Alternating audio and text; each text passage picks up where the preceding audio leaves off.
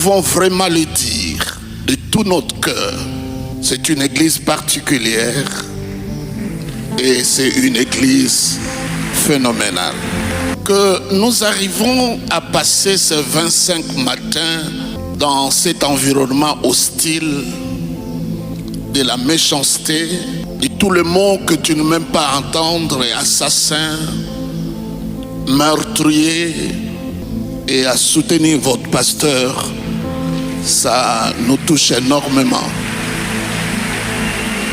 Un jour, Jésus voulait passer la Pâque quelque part.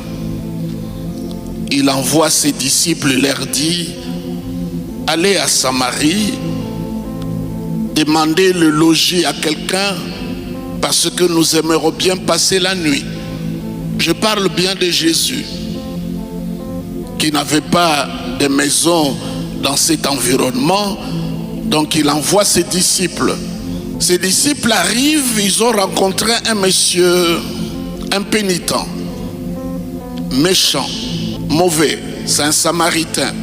Il a envoyé ces gens pour aller dire à Jésus: il n'y a pas de place pour toi et je ne pourrai jamais autoriser que vous passiez nuit ici.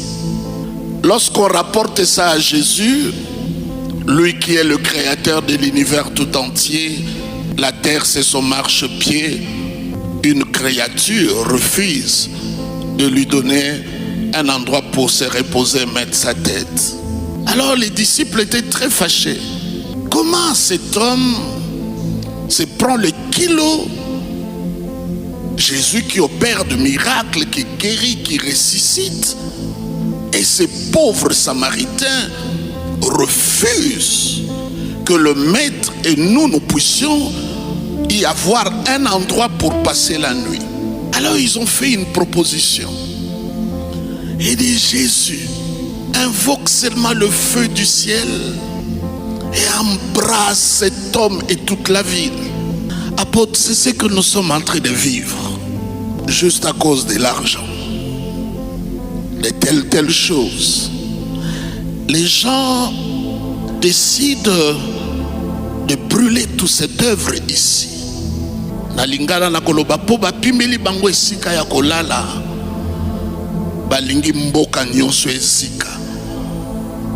Juste pona makambo bino boyebi, mokili mobimba, na internet, na radio, na télévision, mosala moneno nyonso esika. On ne peut pas demander que compassion n'existe plus. On ne peut plus demander que l'apôtre n'existe plus, parce que notre salut en dépend. Dis à ton voisin: on ne peut jamais écrire l'histoire du Congo sans parler de cette église et de Marcelo. C'est impossible. Nous sommes fiers et je demande à tout ce monde qui veulent demander le feu de tirer les tisons, et que demain, lorsque la même Samarie qui n'était pas brûlée était devenue un instrument de salut, de guérison. Et à vous, Église, vous savez, la Bible dit: Jésus était dans le désert et une foule de gens le suivaient. Église de la compassion, suivre votre leader jusqu'au désert, ne sachant pas que dans ce désert-là, les pains seront multipliés et que les poissons seront multipliés. On ne peut que vous féliciter. On ne peut que vous dire merci.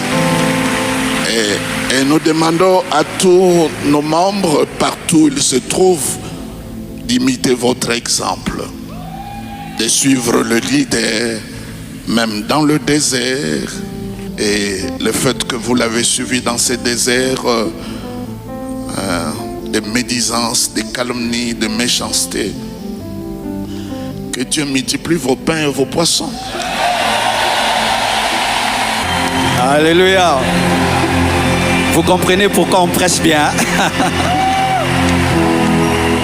Amen. Non comète. Parce que moi, si j'ajoute, ça fait la matière.